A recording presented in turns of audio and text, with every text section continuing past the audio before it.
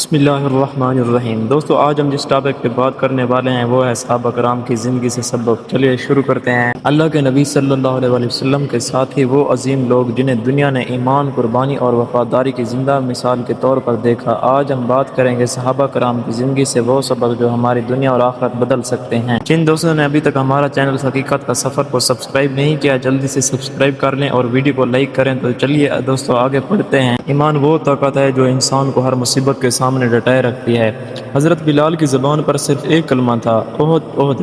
یہ سبق ہے کہ ایمان پر سمجھوتا کبھی نہ کرو چاہے جان چلی جائے۔ صحابہ کرام کے نزدیک رسول صلی اللہ علیہ وآلہ وسلم کی محبت سب سے بڑھ کر تھی۔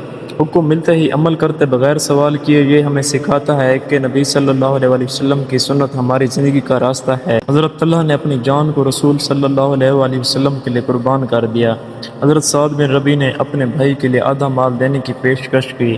یہ سبق ہے کہ سچا بھائی وہ ہے جو اپنے بھائی کے لیے سب کچھ دینے کو تیار ہو۔ صحابہ کرام کے نزدیک عزت کا معیار دولت نہیں بلکہ کردار تھا۔ دنیاوی چمک دمک عارضی ہے، اصل سرمایہ ایمان اور تقوی ہے۔ حضرت علی رضی اللہ تعالی عنہ نے بطور خلیفہ بھی مخالف کو برابر کا فریق سمجھا۔